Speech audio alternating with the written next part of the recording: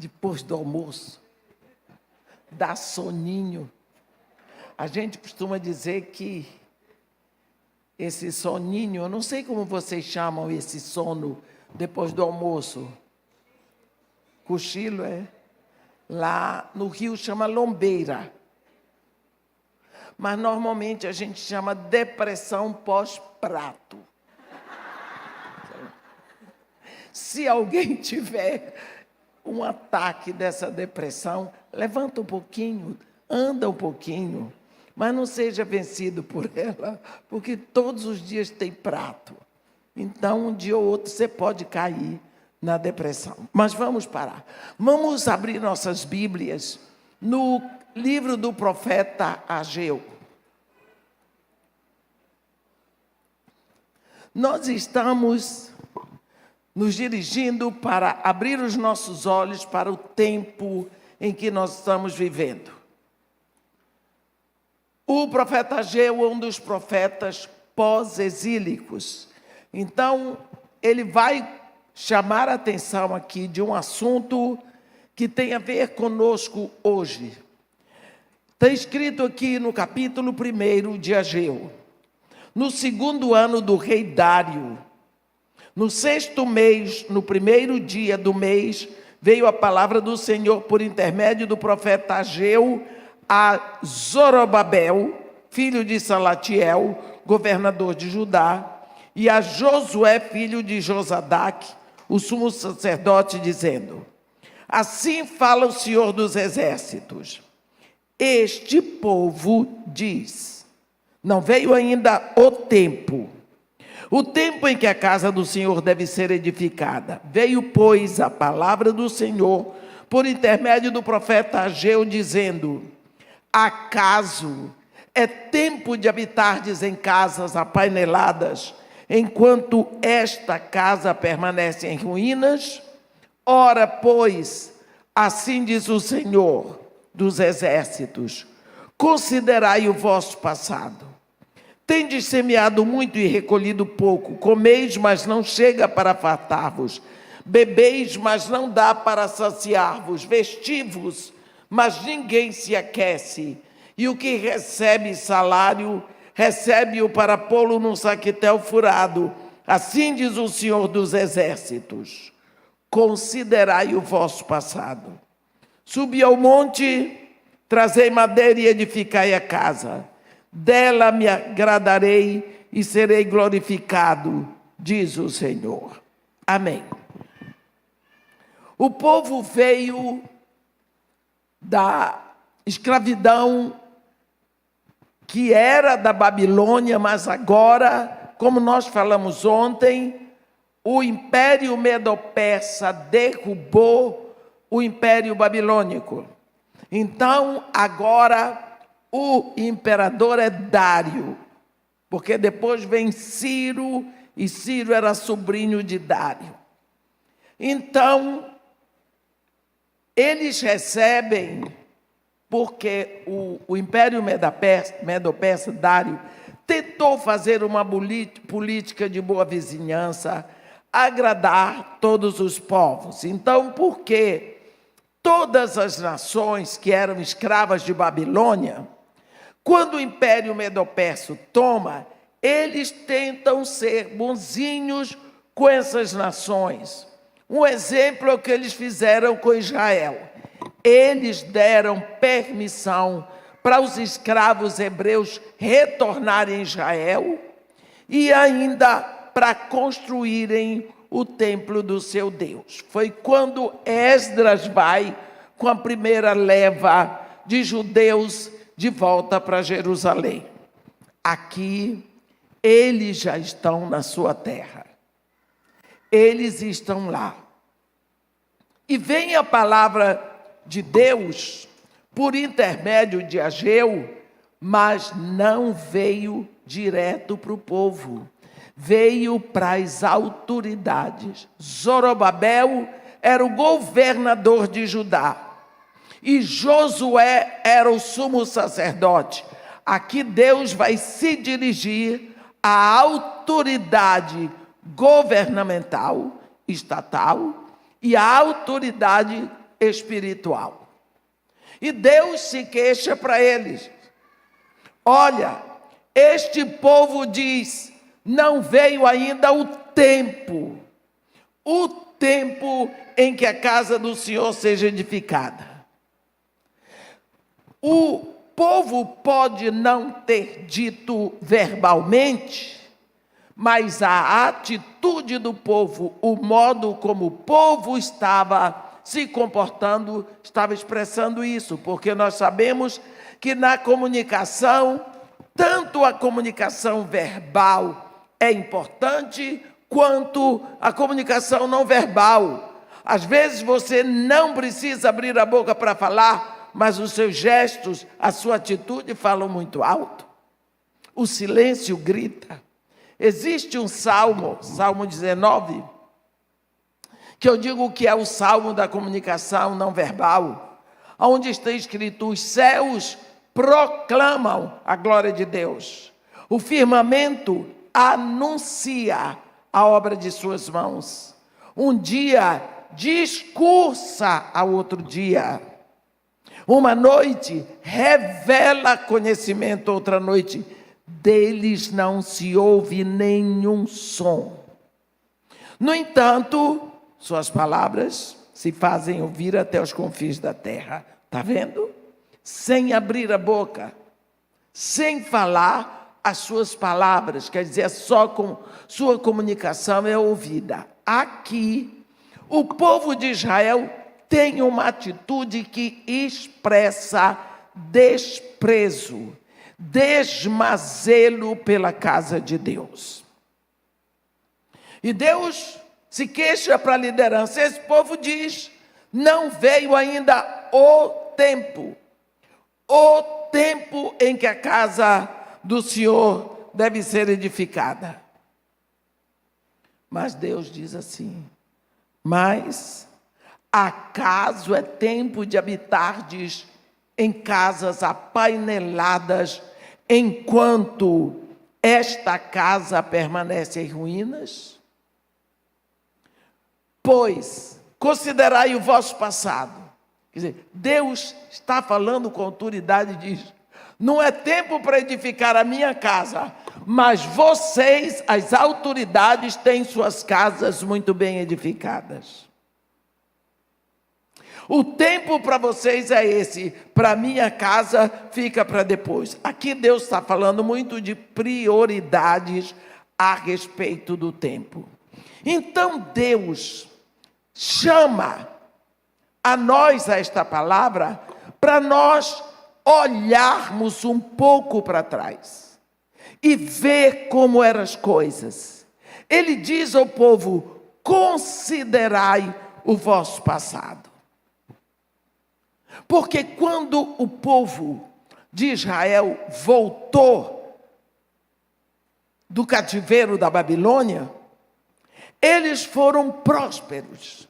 Então eles plantavam e eles colhiam e Deus abençoava. Então eles construíram uma casa de 2 quartos e no outro ano eles aumentaram para 3 quartos e 4. Eles estavam enriquecendo. Tudo o que eles plantavam dava em abundância.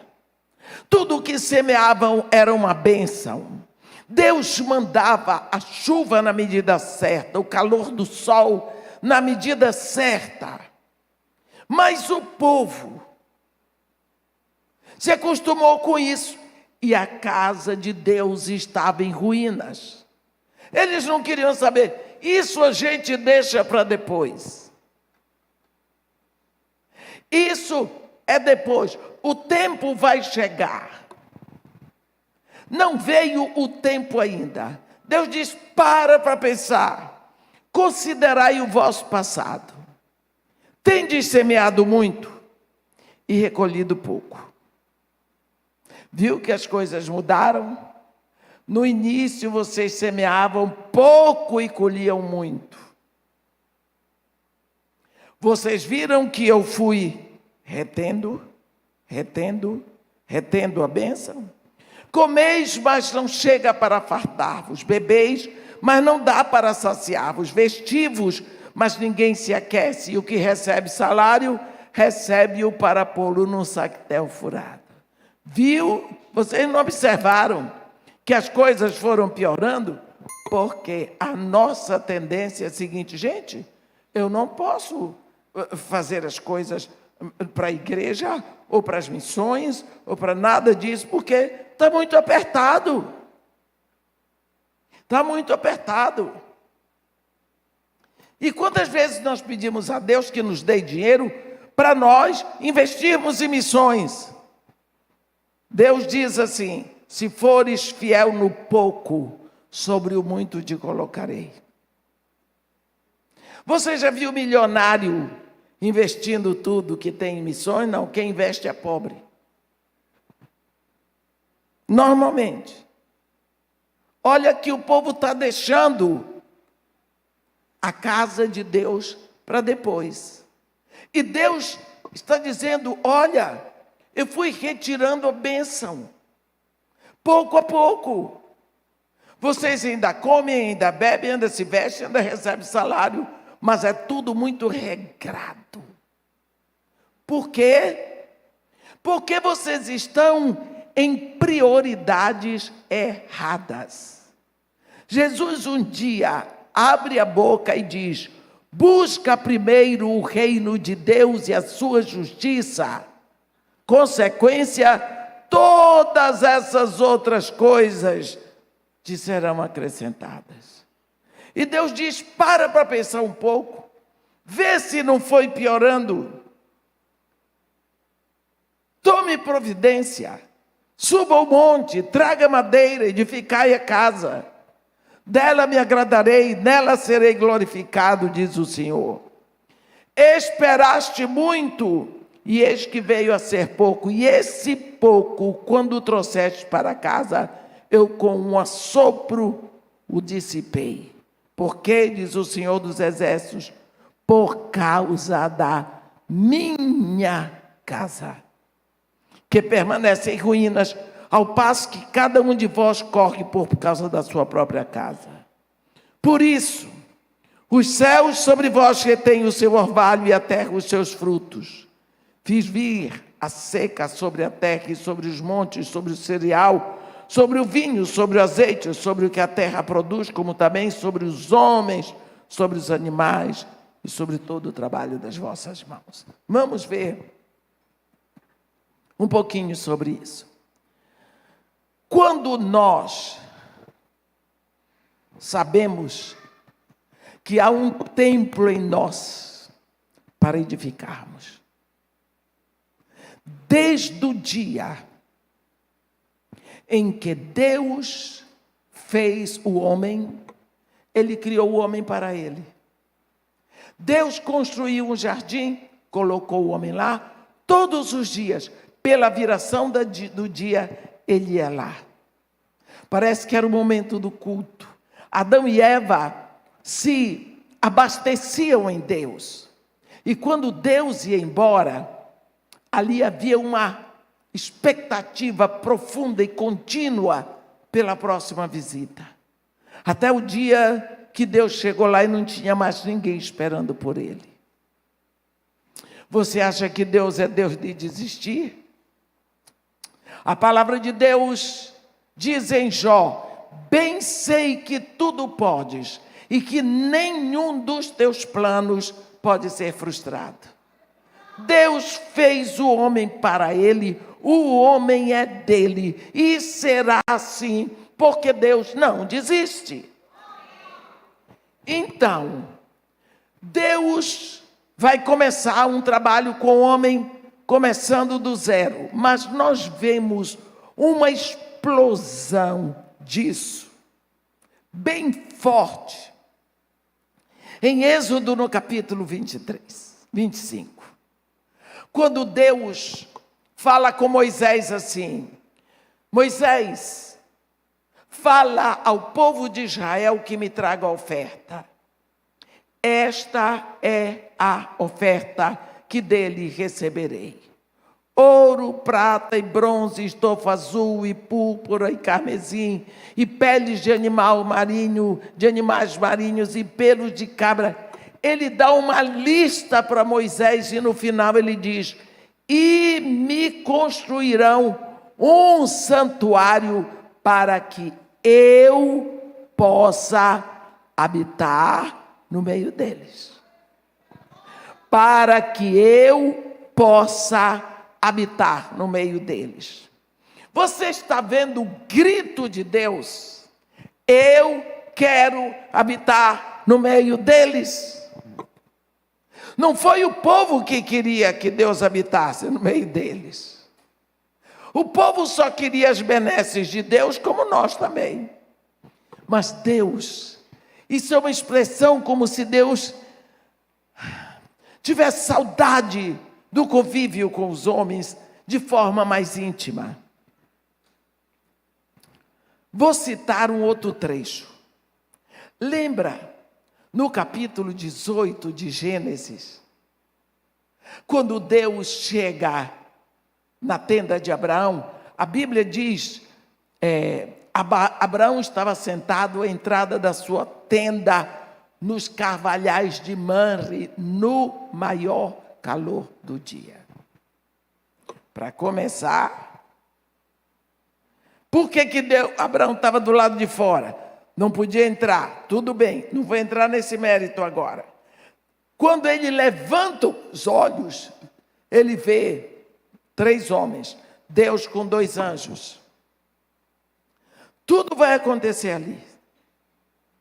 Abraão se oferece para prestar o culto doméstico, corre na tenda de Sara, prepara pão com 3 medidas de flor de farinha, ele vai aos empregados, manda preparar um novilho tenro e bom, ele prepara a coalhada, põe tudo ali diante de Deus e fica ministrando. E é quando Deus vai falar para ele que Sara, dali a 1 ano, teria um filho e tudo mais, acontece. Dali Deus vai descer, Deus veio para trazer o julgamento de Sodoma e Deus fala com Abraão. Mas quando chega em Sodoma para falar com Ló, quem chega são os 2 anjos. Abraão não foi. Quem era Ló, o sobrinho de Abraão? Ló era um homem que estava lá como autoridade numa cidade devassa daquela. Quer dizer, se ele era autoridade ali, porque ele estava na porta da cidade, estar na porta significa estar em lugar de autoridade. É porque ele concordava com tudo que estava acontecendo ali. Porque a Bíblia diz: como andarão 2 juntos, se não houver acordo entre eles. Os 2 anjos não quiseram entrar na casa de Ló. Não, a gente passa a noite na praça. Na tua casa não. Ló insistiu, eles entraram. Mas cadê que Deus foi para a casa de Ló? Deus ficou na tenda de Abraão. Por quê? Porque havia intimidade. Porque havia simplicidade. Porque Abraão era amigo de Deus. Deus sempre buscou a intimidade. Ele busca de tal maneira que ele vai culminar nisso tudo, a vir habitar dentro de mim e de você. E quando eles constroem, enfim, o tabernáculo, então a presença de Deus está ali na arca, e foi assim sempre. Porque Deus queria e quer a intimidade. Agora esse povo volta do cativeiro, Deus está abençoando, e a casa do Senhor está em ruínas, e eles dizem: não veio tempo, isso pode esperar, deixa para depois. Está vendo? E Deus vem aqui dizer: ó, eu abençoei, eu mandei tudo, e vocês foram enchendo a pança, e a minha casa está piorando cada dia. Qual é o tempo para construir a casa do Senhor? Para construir a casa do Senhor, o tempo é o primeiro, para que todas as coisas sejam acrescentadas. Aqui é uma questão de prioridade. Qual é o tempo para nós construirmos, para nós aumentarmos e crescermos na nossa intimidade com Deus? Será que já não está passando do tempo? Porque os tempos não vão ficar melhores. Não há uma promessa na Bíblia que diga. Porque nós estamos no mundo caído. A Bíblia diz que este mundo inteirinho jaz no maligno. Mas aqui, Deus dá o método para que nós possamos construir o tabernáculo dele em nós. Qual é o método? Ele diz: subi ao monte, trazei a madeira e edificai a casa. Você sobe, você traz, quando descer, desça trazendo a madeira. Você constrói a casa. E ele diz: dela me agradarei e nela serei glorificado, diz o Senhor. Qual é a madeira para a casa do Senhor? Quando você olha a construção do tabernáculo de Deus, lá em em Êxodo, você vai ver. Você quer fazer um exercício comigo? Quer? Vamos fazer um exercíciozinho? Então, olha lá em Êxodo 25. Vamos embora lá. Abra sua Bíblia em Êxodo 25, para você entender melhor essa passagem de Ageu.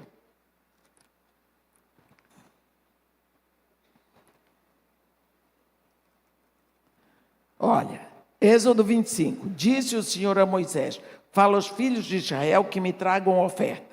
De todo homem cujo coração mover para isso, dele recebereis a minha oferta. Esta é a oferta que dele recebereis: ouro e prata e bronze, estofa azul e púrpura e carmesim, linho fino e pelos de animais. E ele foi. Versículo 5. O que é? Errei? Não, porque é muita coisa e esse não é o nosso assunto. Nosso assunto é tempo. Aí no versículo 5 diz assim: e peles de carneiro, tintas de vermelho e peles finas, e madeira de acácia. Agora vamos com a madeira de acácia. Versículo 10. Também farás uma arca de madeira de acácia. Versículo 13. Farás também os varais de madeira de acácia. Versículo 23, também farás a mesa de madeira de acácia. Versículo 28, farás, pois, estes varais de madeira de acácia. Vamos para o versículo, para o capítulo 20, capítulo 26, versículo 15. Farás também de madeira de acácia as tábuas para o tabernáculo, as quais serão colocadas verticalmente. Versículo 32. Suspendê-lo-ás sobre 4 colunas de madeira de acácia. Capítulo 27. Farás também o altar de madeira de acácia. No capítulo 26, último versículo, para este reposteiro farás 5 colunas de madeira de acácia. Se nós formos, nós vamos ver que toda a madeira do tabernáculo era madeira de acácia. Eles estavam no deserto, e no deserto eles estavam próximos dos cedros do Líbano. Por que será que Deus escolheu a pior de todas as madeiras para serem trabalhadas para o tabernáculo. A madeira de acácia, quem já foi em Israel viu, né?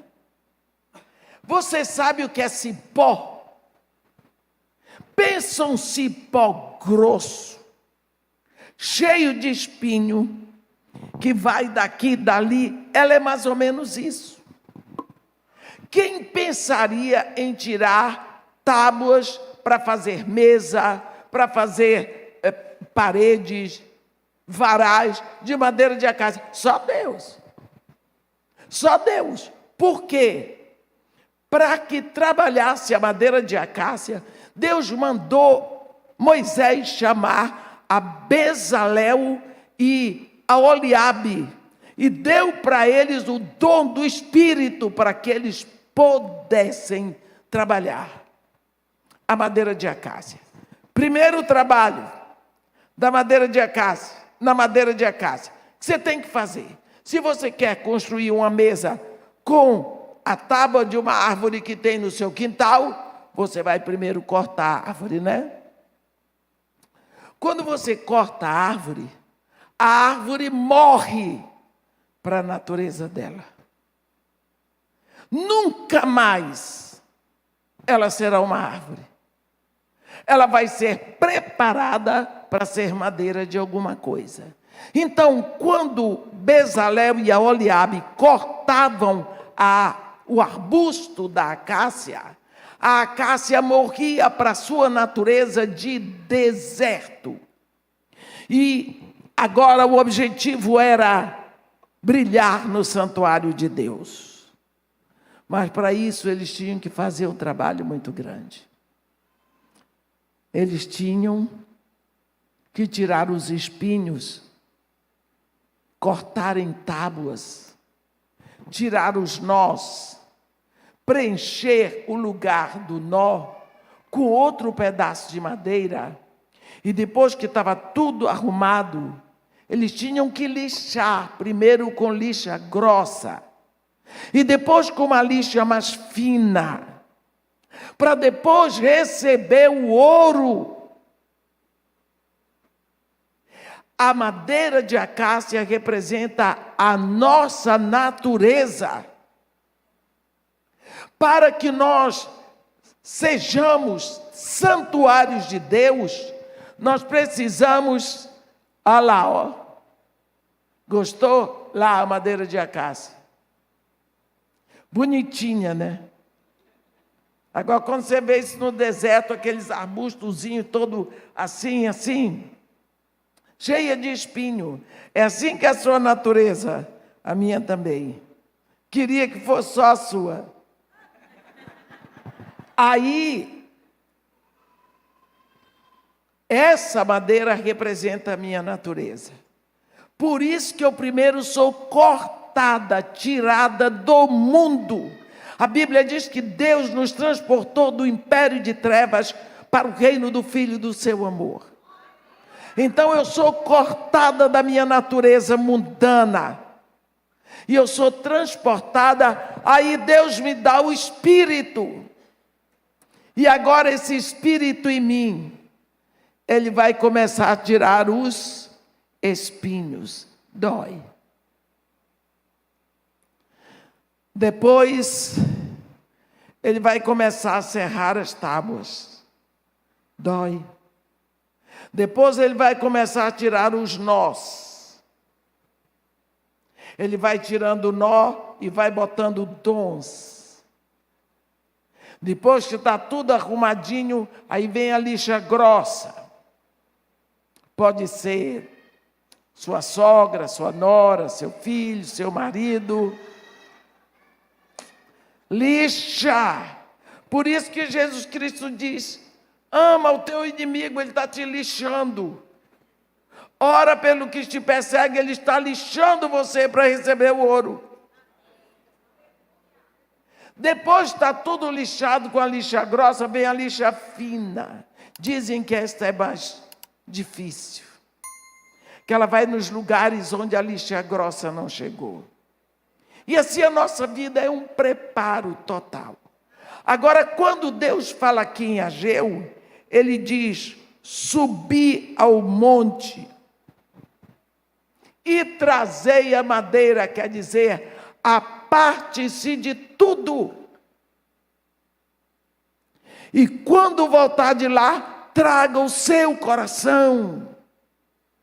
Subi ao monte, trazei a madeira e edificai a casa. É você que edifica a minha casa no seu coração. Porque você tem corrido atrás de muitas coisas. Mas a minha casa em você, como você está construindo? Há quanto tempo você não dá uma limpeza nela? Você tem acrescentado alguma coisa nessa casa? Você tem se preocupado com a beleza dela? Se a sua casa está boa para a minha presença? Porque quando a gente vai receber visita, arruma tudo. E eu? Você está preocupado com isso? Nós precisamos pensar. Porque Deus não é doido, não. Ele sabe como nós somos negligentes no nosso relacionamento com Ele. E principalmente, como nós temos sido indiferentes. Esta é uma época em que nós vemos uma noiva indiferente. Ele diz, suba o monte, se aparte, pense. Mas quando voltar, traga o seu coração, edifique a minha casa. É você que edifica. Não vá atrás do pastor para ele edificar. Não, é você que edifica a casa de Deus em você. Com o material que você traz do monte. Que material é esse? A palavra de Deus. A oração. E ele diz, dela me agradarei e nela eu serei glorificado, diz o Senhor. Porque nós precisamos parar para observar como que está o tempo em relação às nossas conquistas espirituais. Há quanto tempo você sonha ter uma revelação própria, grande, intensa de Deus? Nada acontece. Quanto você tem se empenhado na palavra e no convívio com Deus? Quanto tempo você tem estado com Deus na sua palavra? Quanto tempo por dia você tem usado para estar com Deus? Senhor, Deus meu Pai, eu estou aqui, queria tanto sentir aquele calor da Tua presença. Quem sabe ouvir a Tua voz. Mas eu estou aqui, esse tempo é só para estar contigo. Ainda que o Senhor não diga nada, eu quero estar com o Senhor. Há quanto tempo você não faz isso? Pense que seu filho vem para você e diz, mãe ou pai, o que você veio fazer aqui? Só para estar perto de você. Um tempo. Queria estar aqui perto de você. Só isso, pai. Você não precisa dizer nada, nem fazer nada. Só quero estar perto. O que você acha que você ia sentir com esse filho, com a presença desse filho? Deus é nosso Pai. Então, quantas vezes nós dizemos, vou deixar para depois. Não veio ainda o tempo de eu levar a sério um relacionamento com Deus. Mas será que Deus estava errado quando separou você para este tempo? Para fazer o quê neste tempo aqui na terra, em Pernambuco? Deus tem tempo para tudo. E Ele tem propósitos para tudo. Como que você vai saber o que Deus quer que você faça e aquilo que Ele age? Se você não dá tempo a Ele. Eu queria lembrar a vocês o que aconteceu em Israel no tempo de Davi. nós lembramos que Davi vinha sofrendo muito na unha de Saul. Por fim, Saul queria matá-lo e perseguiu muito Davi. Saul já não tinha mais nenhum espírito, mas Saul tinha o exército, o trono, o poder. Ele era o rei, ele tinha a coroa. Davi não tinha nada, mas Davi era o homem que Deus levantou para ser o rei de Israel. Observe, Saul, que não tinha mais nenhum direito, ele ainda tinha a coroa, o trono, o exército, o dinheiro e o título. Davi, que tinha direito, não tinha nada. Então chegou o momento em que Saul morreu.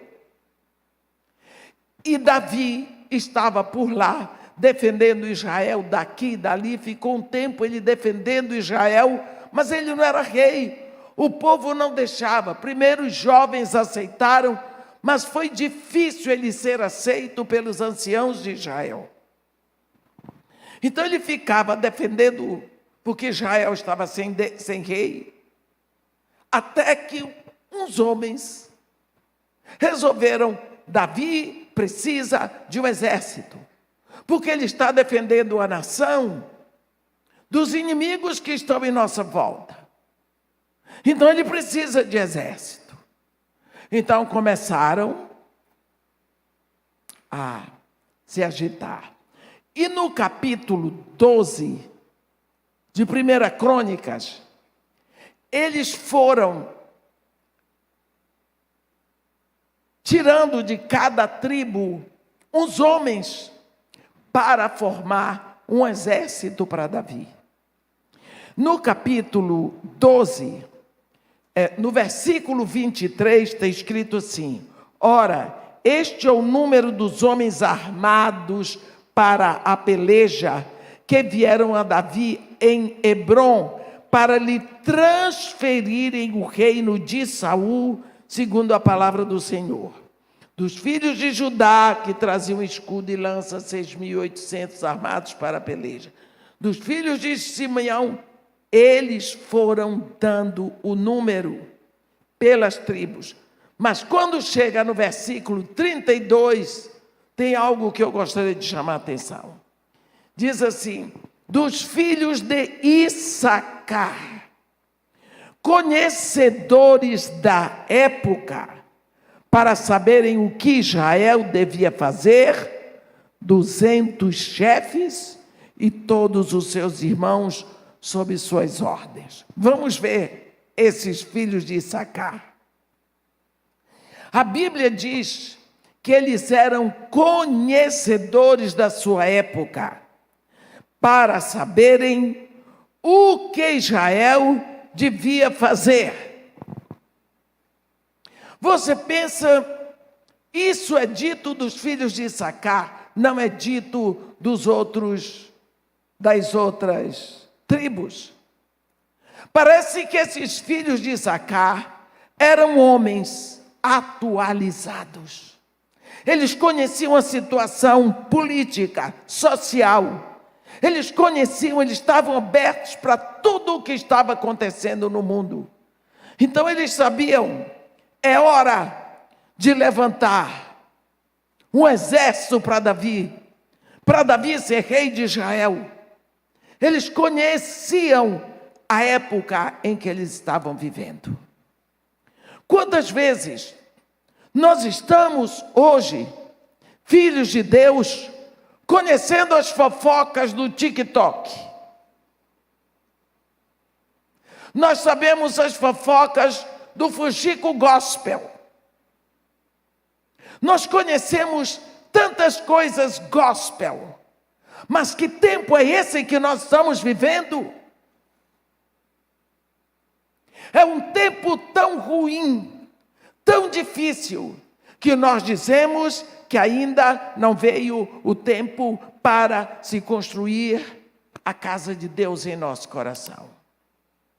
Nós estamos vivendo um tempo achatado. Se quando seguimos as cartas de Apocalipse, nós vemos a última etapa da igreja na terra, é a época de Laodiceia. A maior característica da igreja em Laodiceia é exatamente a indiferença. A igreja é indiferente. A noiva é indiferente ao noivo. A noiva que está esperando para ver o que vai acontecer. Quando teve aquele momento da pandemia, uma das coisas que mais as pessoas ligavam para mim para perguntar: irmã, será que agora que vai ter o arrebatamento? Será que agora que Jesus vai buscar a sua igreja? Eu dizia: eu não sei. Porque nem Jesus Cristo sabe a hora do arrebatamento, só quem sabe é o Pai. Mas, por que é que você tem tanto desejo pelo arrebatamento? Irmã, as coisas estão tão difíceis aqui na terra. Irmã, agora eu estou desempregado. O que é que eu vou fazer da minha vida? Jesus tem que vir buscar a gente. Eu disse: então você quer que Jesus venha buscar a igreja porque as coisas são muito difíceis. Isso se chama golpe do baú.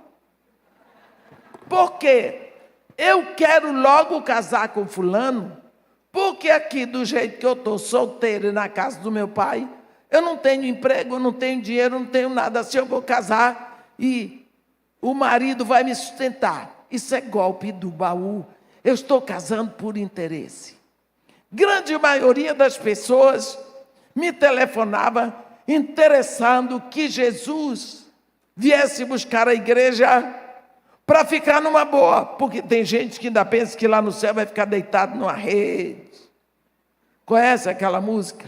Não quero outra vida pescando no rio de Jereré. Conhece? Tem peixe bom, tem siripatola de dar com pé. Tem gente que pensa que vai para o céu, vai ficar sem fazer nada. Quem disse que na visão de Deus trabalho é maldição? O trabalho é bênção. O cansaço, a fadiga que veio sobre o trabalho é que é maldição do pecado. E Jesus disse para você, preguiçoso, que vai ouvir isso: meu Pai trabalha até hoje. E eu também trabalho. Se não quer trabalhar, saia da rota de Jesus. Porque desde que eu entrei, que Ele me botou nesse evangelho, eu trabalho. E cada dia eu trabalho mais. Irmã, a senhora não quer descansar de quê? As pessoas olham para a gente que está ficando naquela idade e acham que a gente está cansado. Pode ter até o aspecto cansado, mas não está, não. Agora, esta igreja da síndrome de Laodiceia é a igreja indiferente. Você já pensou uma noiva que não tem prazer em namorar?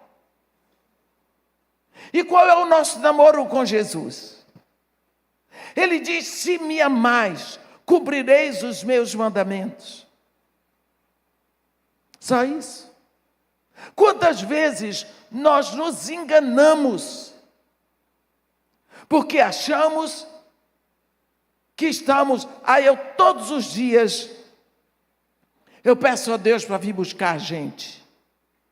Talvez você seja aquela que não vai subir, porque está querendo ir, mas não está preparado, não construiu um tabernáculo aqui, não se entregou, é indiferente. Olha, Jesus diz: quem dera fosses quente ou fosses frio. Quem dera você fosse ímpio total, inimigo, feiticeiro, o que for, ou fosse santa. Mas porque você está em cima do muro, Você me causa nojo. Eu estou a ponto de lhe vomitar da minha boca. O que eu acho nesse versículo do capítulo 3 de Apocalipse é que Jesus Cristo está falando para a igreja. Ele está falando para o corpo. E eu não posso vomitar a comida que está na geladeira, eu vomito o que está dentro do corpo, e uma vez vomitado eu não como de novo. Então Jesus está dizendo que gente indiferente a Ele, que está dentro da igreja, vai ser vomitado e acabou. Não tem aquele negócio de salvo uma vez, salvo para sempre. Assuma a sua posição. Os filhos de Issacar eram conhecedores da sua época. Você sabe que época você está vivendo, meu irmão? Você sabe que época você está vivendo aqui na terra? Quando nós pensamos a época que nós estamos vivendo, você só precisa parar e pensar. Porque todos os ímpios estão percebendo. Se você, como filho de Deus, acha que o Brasil está pior do que as outras nações, você está muito enganado. O mundo todo está achatado. O mundo todo chegou a um ponto que está igual. Eu quero que você cite para mim uma personalidade mundial admirável. Um exemplo. Nunca mais surgiu, nem na filosofia, nunca mais, nem nas artes. Quando foi que surgiu um Dante Alighieri? Nunca mais. Um Camões? Nunca mais. Quando foi mais que surgiu um Jean-Jacques Rousseau? Nunca mais. Nem na filosofia, nem nas ciências, nem nas artes. Nunca mais surgiu um personagem admirável. E na política? E nós achamos que é no Brasil? Não. Defendo os nossos políticos. Eles estão iguais a todos no mundo. A vergonha que está acontecendo nos Estados Unidos agora é horrível. Obama governando no lugar daquele idoso que está lá tropeçando. Uma mentirada, uma confusão em todo canto. Diga o nome de uma grande personalidade. Não tem. E o que é mais triste, nem na igreja. Não tem. Na França, tudo decadente. O que você vê na Europa quando você vai? Se você abrir os olhos, você vai ver. É muita dor, muita miséria, muita invasão. Pessoas de outros continentes invadiram a Europa. A Europa está cada vez mais pobre e por causa disso o Reino Unido fez questão de dizer tchau, fica para lá que eu vou para cá. Até o prefeito de Londres é árabe. Você chega em Antuérpia, eu já fui a Babilônia 3 vezes, eu já fui a Egito, o lugar pior que eu já passei foi Antuérpia, na Bélgica. Você anda, as pessoas estão assim na rua. Aquelas mulheres de burca na rua.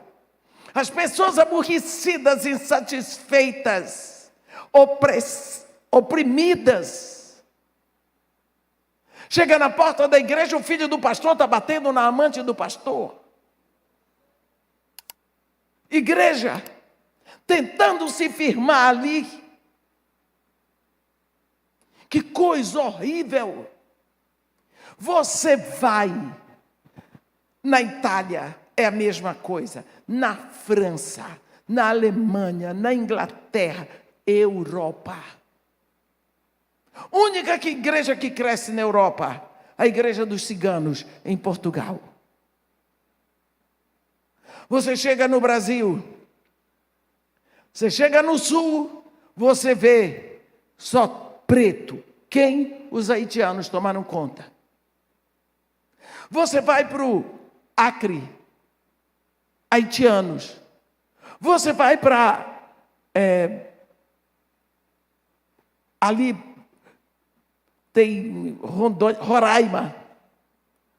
Chega em Santarém do Pará, você tropeça sobre os venezuelanos, engenheiros pedindo esmola, engenheiros venezuelanos pedindo esmola. Eles pedem esmola até em inglês para ver se entende. Porque não puderam ficar nos seus países. O Brasil é tão bonzinho, nós abrimos os braços para todos, chega aqui, morre de fome. Não temos para os nossos. Não tem escola para as nossas crianças, não tem hospital. Como que ainda vamos encher de venezuelanos? Coitados deles, coitados de nós. Eu quero ver qual é o governo que vai dar jeito disso. Não tem. Porque isso é uma doença crônica de muitos anos que foi sendo preparada. Eu nasci em Santarém do Pará. Eu vi isso começar a piorar. Meus irmãos, na minha geração, eu nasci em 1944, quando terminou a Segunda Guerra Mundial. Eu sou essa geração pós-guerra.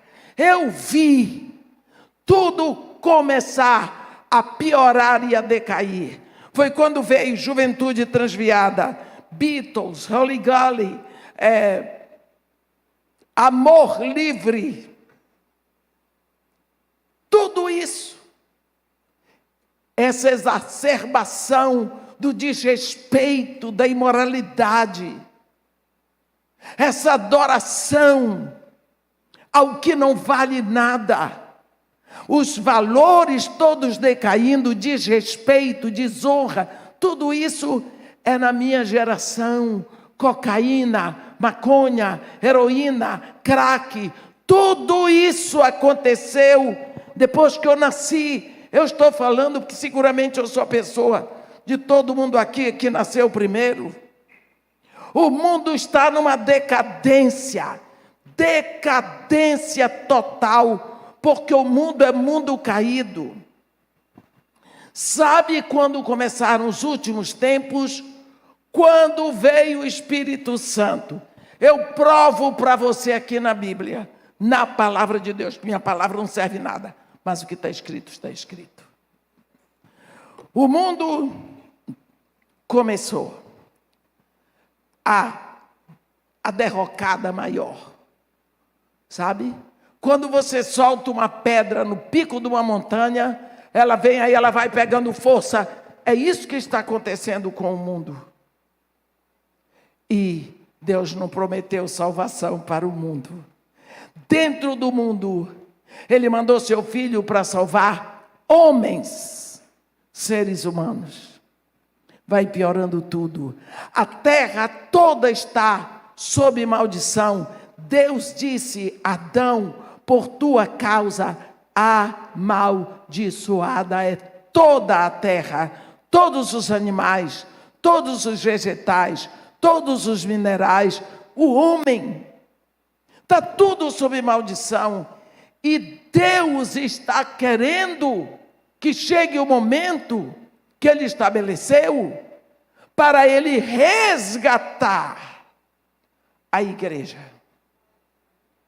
Para que a igreja não fique aqui durante a grande tribulação, para que Cristo venha depois reinar com a sua igreja na terra, porque Deus deu a terra ao homem. Nós reinaremos aqui, sim, do jeito que Deus prometeu. Olhe para o mundo. Está tudo plano assim. Não tem um líder. Não tem. Não tem uma liderança. As nações estão divididas como o Brasil está dividido. Você viu isso na época das eleições. Ninguém é santo. Por acaso o Bolsonaro é santo? Não. Nem cristão é. Como o Lula também não é. Mas esses homens estão no comando de uma época que tem que acontecer. E se nós não orarmos por eles, nada, as coisas vão ainda pior. Porque vai piorar. Mas pelo menos nós podemos fazer a nossa parte. Quando nós olhamos esses homens, essas mulheres expostas, nós como filhos de Deus sofremos. O tempo é esse, sabe por quê? Porque quando aparecer o homem do pecado, ele vai aparecer. Ele vai sobressair sobre todos, porque ele vai ser o único para ser admirado. Eu estava olhando, temos tido grandes problemas por causa de preferências sexuais. Isso é algo que está plantado no nosso coração. Temos sofrido muito, sofrido como família, sofrido com as próprias pessoas que estão com problema de definição sexual. Estão sofrendo, meus irmãos. Tem pessoas que vêm chorar comigo. Moças, rapazes, pessoas queridas e boas. E não sei o que é que eu faço. Não sei. Mas a Bíblia diz que, aqui no capítulo 11 do profeta Daniel, que este homem, o anticristo, ele também vai ter problema. No versículo 36 diz assim: este rei fará segundo sua vontade, e se levantará e se engrandecerá sobre todo Deus, contra o Deus dos deuses, falará coisas incríveis e será próspero, até que se cumpra a indignação, porque aquilo que está determinado será feito. Não terá respeito aos deuses de seus pais, por isso que acham que ele vai ser um judeu. Nem ao desejo de mulheres. Entendeu? Significa que ele também vai ser uma pessoa indefinida sexualmente. Por que é então que nós vemos esta confusão sexual no mundo? Pobres, ricos, pretos, brancos, jovens, adultos, crianças, tudo uma confusão sexual. Preparando o platô para essa criatura.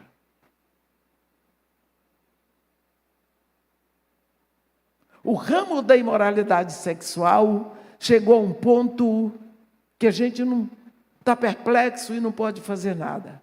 Mas quando eu falo de imoralidade sexual, eu falo heterossexualismo e homossexualismo. Então, você vê um achatamento no mundo como nunca teve. Que tempo nós estamos vivendo? Um momento em que a igreja não tem expressão. Porque a igreja, na sua perplexidade, também não vê a única coisa que vê saída, Jesus. Lógico, é a única solução. Mas a igreja se encontra cercada de tantas novidades para anunciar, que de uma hora para outra, pregar o evangelho perdeu a graça. Vou dizer para vocês, logo que chegou o evangelho na terra, surge o falso evangelho. Por que o falso evangelho não chegou antes? Porque não tinha evangelho. Não tinha igreja na terra, então não podia ter a falsa igreja. Mas Quando chega, mas Jesus tinha avisado: eu edificarei a minha igreja. Significa, vai ter outras, mas a minha sou eu que edifico. Sou eu que edifico. Quando você olha, o cordeiro toma o livro, capítulo 5 de Apocalipse. Aquele livrinho é a escritura de posse do planeta Terra. Só Jesus poderia tomar aquele livro porque ele entregou sua vida. Deixa eu lhe dizer para vocês, capítulo 5 de Apocalipse, está escrito isso. Quando Deus fez a terra, ele deu a terra ao homem. A Bíblia diz: os céus são os céus do Senhor. Salmo 115, versículo 16. Mas a terra deu-a ele aos filhos dos homens. A terra é do homem. Quando Adão pecou, Adão não vendeu a terra para Satanás. Nem vendeu, nem alugou, nem emprestou.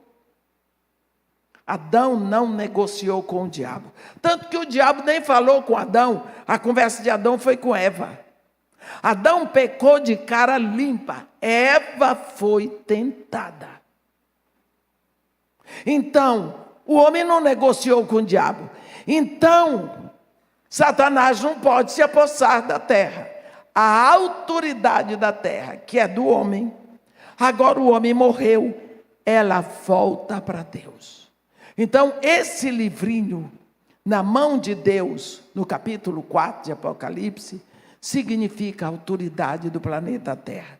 Esse livrinho, todo escrito por dentro e por fora, selado com 7 selos, você só encontra uma menção explicativa dele em Isaías 32, Jeremias 32.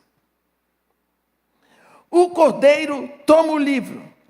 Ele diz: vi na mão direita daquele que estava sentado no trono um livro escrito por dentro e por fora e todo selado com 7 selos. Vi também um anjo forte, que proclamava em grande voz: quem é digno de tomar o livro e abrir-lhe os selos? João diz: ora, nem nos céus, nem na terra, nem debaixo da terra, ninguém era digno de olhar para o livro e nem tomá-lo. Ele dizia: eu chorava muito. Por que João chorava? Porque João sabia o que era aquilo. Veio um dos anciãos e diz para ele: não temas, não chores.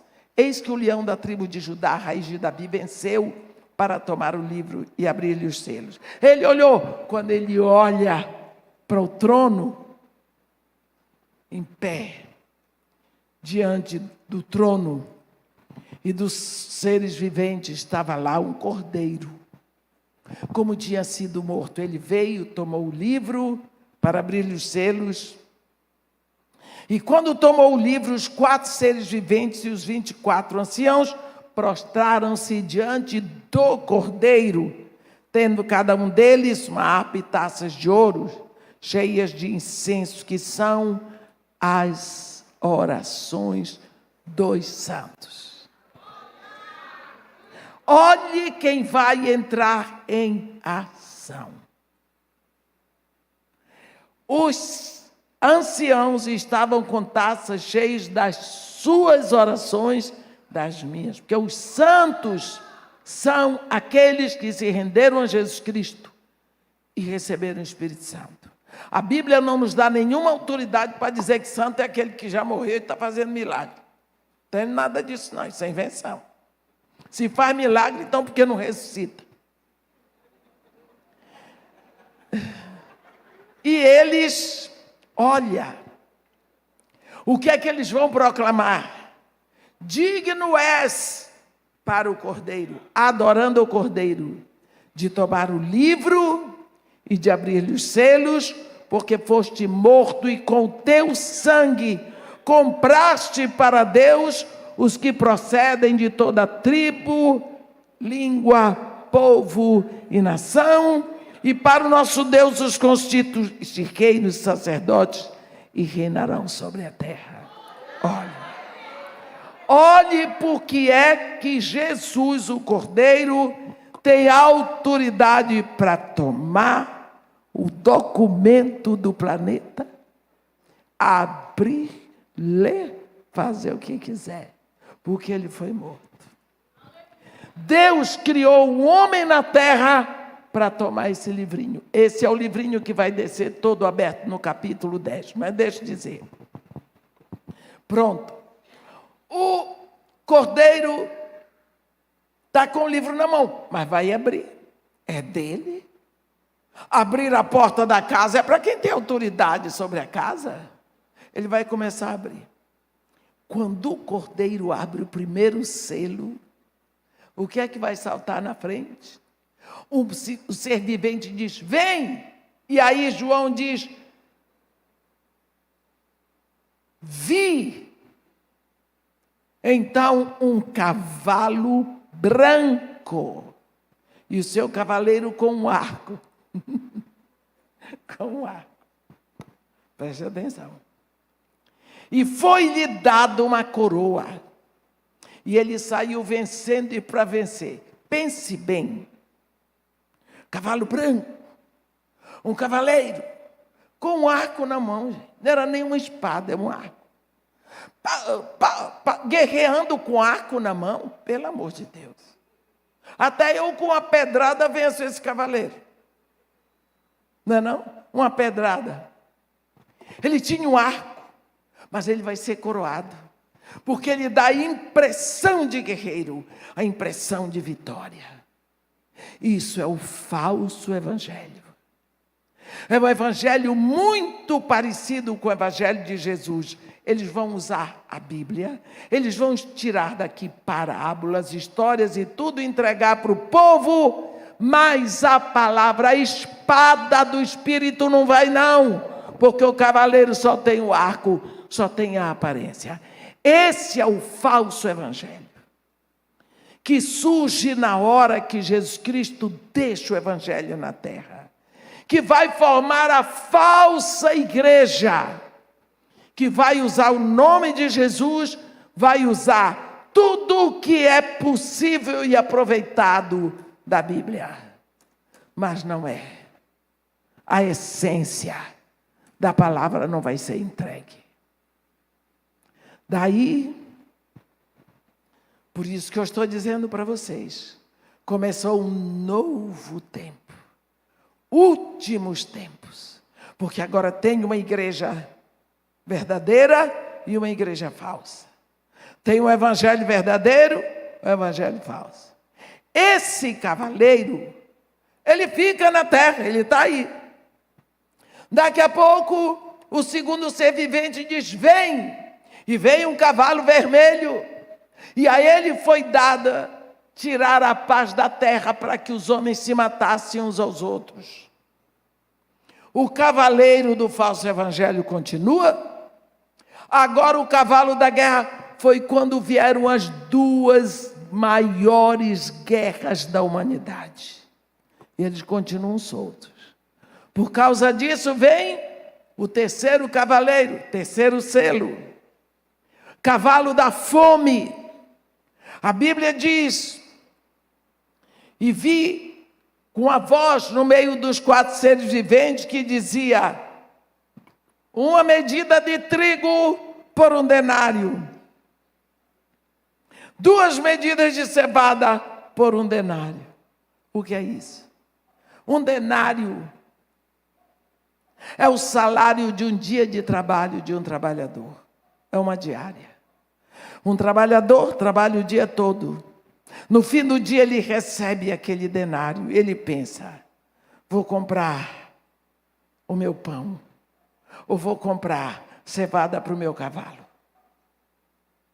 É o selo da carestia, da inflação, da fome.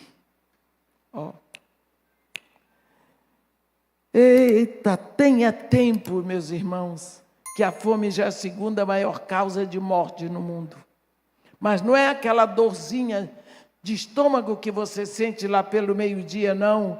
É a consequência da fome. Uma mãe não recebe nutrientes.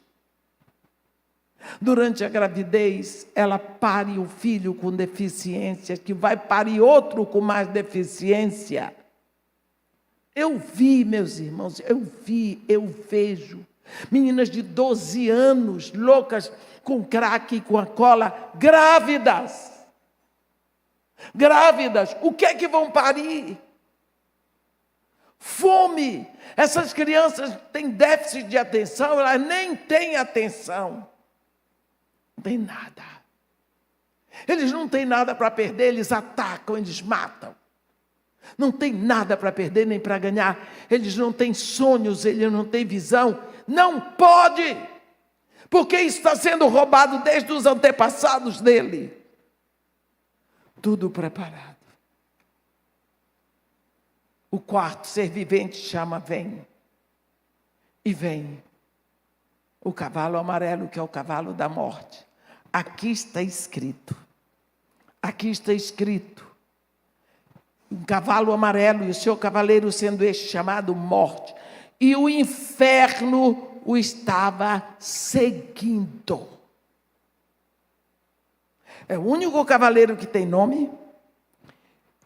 Ele vai matando e o inferno vem atrás. Foi-lhe dada autoridade sobre a quarta parte da terra. 1/4 da humanidade. Para matar a espada, pela fome, pela mortandade e por meio das feras da terra. Eu passei muito tempo da minha vida achando, meu Deus, vai ter leão pelas ruas, vai ter cobra, vai ter as feras da terra. Vírus e bactérias vão matar 1/4 da humanidade e vão para o inferno. Porque vai atacar muito nos lugares onde o evangelho não chegou. Então vão para o inferno. O que eu estou dizendo para vocês é que a terra, quando Jesus saiu daqui, quando o Espírito Santo veio, não começa o evangelho. Jesus Cristo vem, começa o evangelho. De Jesus, o evangelho eterno, o evangelho de Deus, vem o falso evangelho e fica. Aí vem a ordem do segundo cavaleiro para matar e fica. Agora tem o cavalo do falso evangelho e o cavalo da guerra na terra. Daqui a pouco vem o cavalo da fome e fica. Depois vem o cavalo da morte e fica. Então você vê que a terra está sendo contaminada e vai sendo povoada do que não tinha antes. A terra vai sendo acumulada. Você pensa tudo o que está acontecendo desde lá? Barcos e barcos e barcos de pessoas que morrem no meio do oceano, saindo de seus países para ver se chega na Europa. Navios e navios europeus que se carregam de afundar esses barcos no meio do mar, para que eles nem cheguem, para que não saia na mídia. Se vocês soubessem, meus irmãos, do que eu sei, que se passa naquela fronteira ali, do norte do Brasil. Aqueles índios, Guiana Francesa, Guiana Inglesa, Guiana Holandesa, Brasil. Aqueles índios de lá para cá, eles não respeitam fronteiras. Olha, se vocês pudessem imaginar a desordem que está no mundo, não é no Brasil. Meus irmãos, é no mundo todo. É no mundo todinho, porque o mundo todo se prepara como um platô para a chegada de Satanás como governo total. Está sendo traçada uma teia para a igreja. Teia. Você já viu aranha tecendo uma teia? Está sendo tecida uma teia para a igreja. Para a igreja. Na hora que puxar a teia, ninguém vai sair de lá, a não ser os que vão no arrebatamento. A época que nós estamos vivendo é a época em que nunca houve na terra o preparo estabelecido pelas autoridades. Eu não estou falando das autoridades brasileiras, estou dizendo autoridades mundiais, para receber o que eles chamam do novo governo, da nova ordem mundial, que não é ordem, é desordem, porque é do mundo. O único povo na terra que pode clamar contra isso é a igreja, é você e eu. O momento que nós estamos vivendo é um momento cientificamente, historicamente, filosoficamente determinado como o último momento da igreja na terra. E nós precisamos abrir os nossos olhos. Por quê?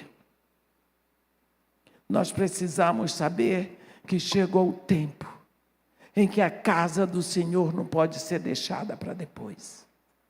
Nós precisamos ver que as coisas não vão melhorando, nem vão melhorar. Nós tivemos um prêmio chamado pandemia, que foi um tempo que nós tivemos para parar e pensar, e ler a Bíblia, e ouvir uma trombeta que tocava, levando 1/3 da terra para o cemitério. Que crueldade! O dinheiro veio para construir uns hospitais de campanha. E eles botaram dinheiro no bolso. Embolsaram o dinheiro. Que tristeza. Que dor. Mas nós vimos isso. Nós não podemos dizer que não sabíamos. Isso tem acontecido tanto. Tanto. Eu vi, quando eu era pequena, as pessoas morrendo de hanseníase no interior do Pará. A maior concentração de leprosos era no Acre. E depois em Santarém.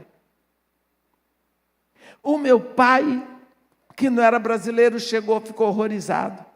Junto com Dom Floriano, um bispo de Santarém. Se uniu, meu pai protestante, o bispo católico, mas 2 homens de Deus.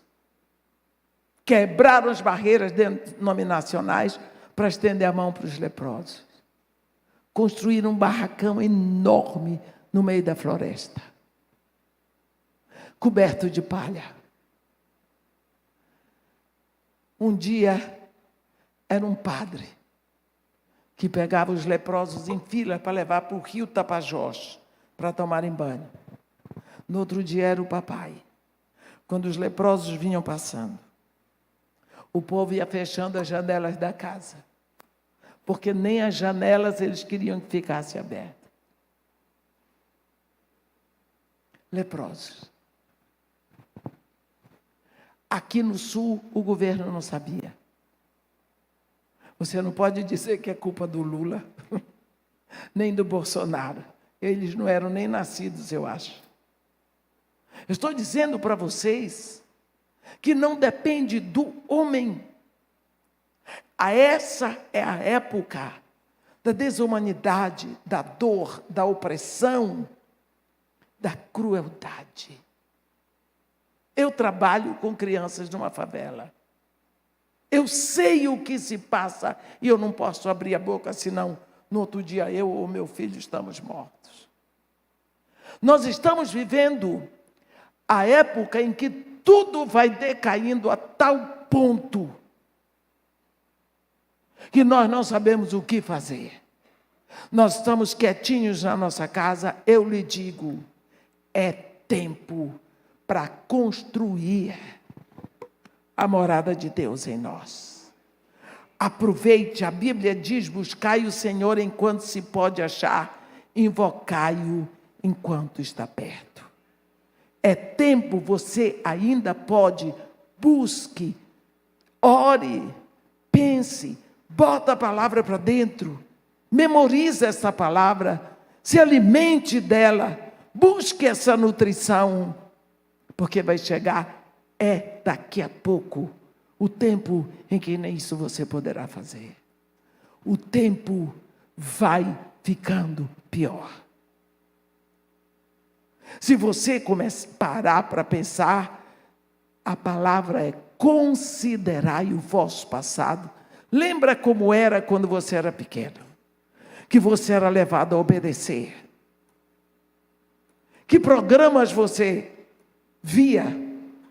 Hoje, eu liguei a televisão na casa do meu filho uma vez, acho que foi ano passado, ano atrasado, de tarde, para ver se eu achava algum jornal. Eu fiquei horrorizada. Um casal, numa relação tão íntima, 3 horas da tarde. Eu fiquei preocupada com os meus netos. Se eles estão aqui em um ver, com certeza já viram. Você pergunta, o que é que eu posso fazer? É tempo de você buscar o Senhor. É tempo de você pensar, que tempo eu estou vivendo? Tem passado o tempo em que a casa de Deus em mim deve ser construída. Este povo diz, não veio ainda o tempo em que a casa do Senhor deve ser edificada. É tempo. Talvez tenha passado o tempo. Subiu ao monte, trazei a madeira, a sua própria natureza. Edificai a casa. Dela eu me agradarei. Nela serei glorificado, diz o Senhor. Amém.